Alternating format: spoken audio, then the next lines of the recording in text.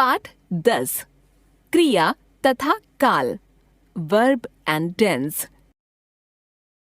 क्रिया वर्ब। आज Manu mummy papa के साथ खरीदारी करने गया। मॉल में बड़ी बड़ी दुकानें थीं। दुकानें सजी हुई थीं। मनु ने अपने लिए ड्रेस और क्रिकेट बैट खरीदे। वह बहुत खुश है। बच्चों, इन रंगीन पदों में किसी न किसी कार्य के होने या करने का पता चल रहा है। ऐसे शब्द क्रिया कहलाते हैं। ऊपर के वाक्यों में रंगीन पद हटाकर पढ़ें तो वाक्य अपूर्ण लगेंगे। अतः हम कह सकते हैं, जिस पद से किसी काम के होने या करने की सूचना मिले उसे क्रिया कहते हैं। क्रिया के मूल रूप को धातु कहते हैं, जैसे पढ़, लिख, खा, दौड़, भाग, उठ, हंस आदि। जब इनका वाक्यों में प्रयोग होता है तब इनका लिंग, वचन और कारक की दृष्टि से रूप परिवर्तित हो जाता है। क्रिया के भेद। कर्म की दृष्टि से क्रिया के दो भेद होते हैं, एक अकर्मक, दो सकर्मक। अकर्मक क्रिया। मोर नाचता है, दिव्या सो रही है, शिशु हंसता है, घोड़ा दौड़ रहा है।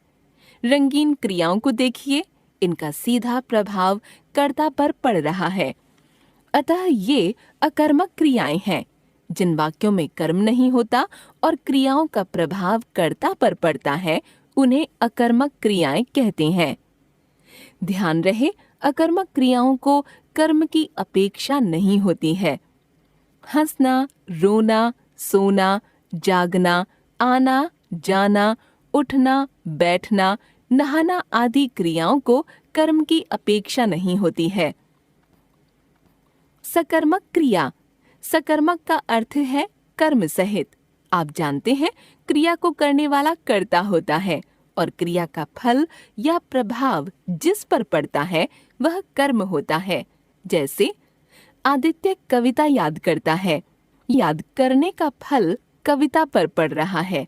इसी प्रकार दुकानदार सब्जी बेचता है, माँ सब्जी खरीदती है। माँ खाना बनाती है, मैं खाना खाती हूँ।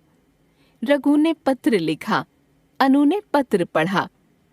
इन वाक्यों में सब्जी, खाना और पत्र कर्म हैं। इन वाक्यों में कर्ता तो अलग अलग हैं, पर क्रिया का फल सब्जी, खाना और पत्र पर पड़ रहा है। अतः बेचना, खरीदना, बनाना, खाना, लिखना तथा पढ़ना सकर्मक क्रियाएं हैं। ये सभी उदाहरण सकर्मक क्रिया के ही हैं।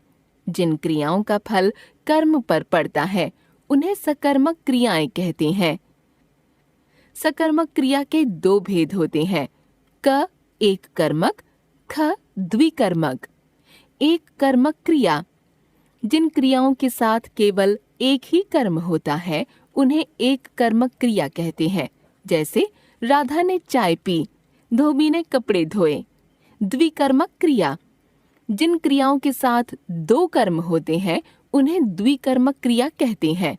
जैसे राधा ने मेहमान को चाय पिलाई, रोहन ने धोबी को कपड़े दिए। क्या पिलाई? चाय। किसे पिलाई? मेहमान को। क्या दिए? कपड़े। किसे दिए? धोबी को। इस प्रकार क्रिया से क्या और किसे प्रश्न पूछकर हम कर्म की पहचान कर सकते हैं। यह भी ध्यान रखें कि इन दो कर्मों में एक मुख्य होता है और दूसरा गौण। मुख्य कर्म अप्राणीवाचक होता है और क्रिया के साथ होता है, जबकि गौण कर्म में को परसर्ग लगा रहता है। यहाँ चाय और कपड़े मुख्य कर्म हैं, जबकि मेहमान और धोबी गौण कर्म हैं। अकर्मक और सकर्मक की पहचान। क्रिया के साथ क्या और किसे लगाने पर यदि उत्तर मिले तो क्रिया सकर्मक और न मिले तो अकर्मक होती है।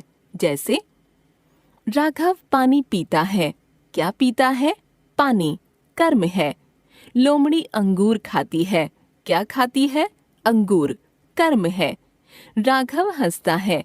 क्या या किसे हंसता है? कर्म नहीं है। रवि रोता है। क्या या किसे रोता है? कर्म नहीं है। लेकिन अकर्मक क्रिया को सकर्मक बना सकते हैं। जैसे राघव हंसता है। राघव मधुर हंसी हंसता है। क्या हंसता है? मधुर हंसी कर्म है। रवि रोता है।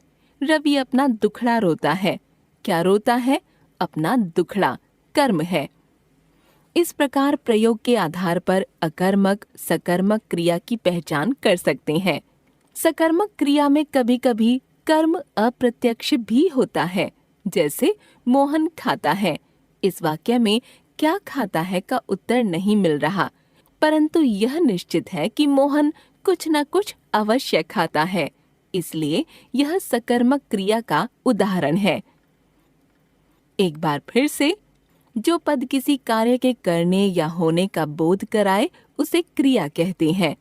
क्रिया दो प्रकार की होती है, एक अकर्मक तथा दो सकर्मक। जो क्रिया कर्म की अपेक्षा न करे वह अकर्मक क्रिया होती है, जैसे हंसना, रोना, सोना आदि। जिस क्रिया को कर्म की अपेक्षा होती है उसे सकर्मक क्रिया कहते हैं, जैसे पढ़ना, खाना, खरीदना आदि।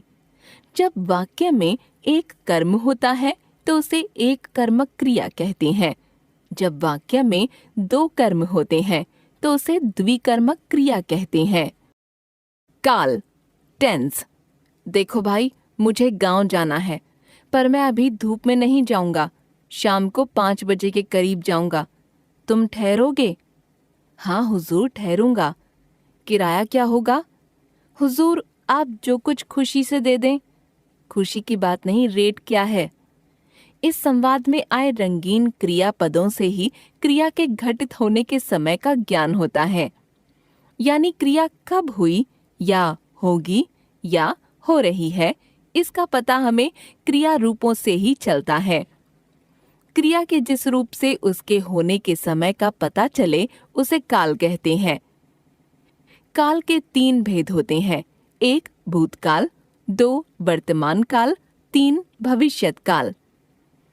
भूतकाल क्रिया के जिस रूप से उसके बीते हुए समय में होने का पता चलता है उसे भूतकाल कहते हैं। पहाड़ों की वादियां देवदार के वृक्षों से लदी हुई थीं। ढलानों पर एक छोटा सा नगर बसा हुआ था। महाराज इस दृश्य को एकटक देख रहे थे। मैंने कहानी पढ़ ली थी। मैं खाना खा चुकी थी। उन्होंने नाटक देख लिया था। रघु टीवी देख रहा था। मैंने दादाजी को ईमेल करना सिखाया। वर्तमान काल क्रिया के जिस रूप से उसके वर्तमान काल में होने का बोध हो रहा हो उसे वर्तमान काल कहते हैं। राघव खेलता है। तुम पढ़ते हो। मैं खाना खा रहा हूँ। पूजा सो रही है। हवा धीमी धीमी चल रही है। जुलूस निकल रहा है। भविष्यत काल क्रिया के जिस रूप से उसके आने वाले समय में होने की सूचना मिले उसे भविष्यत काल कहते हैं। राघव शाम को मैदान में खेलेगा। सब लड़के मिलकर पतंग उड़ाएंगे। मैं खाना खाऊंगा। मेहनत करोगे तो सफलता अवश्य मिलेगी। हम लोग आगरा घूमने जाएंगे। बच्चे पटाखे नहीं चलाएंगे। एक बार फिर से, क्रिया के होने के समय की जानकारी काल से मिलती है। काल के 3 भेद हैं, भूतकाल जो बीत गया, वर्तमान काल जो चल रहा है, भविष्यत काल जो होगा।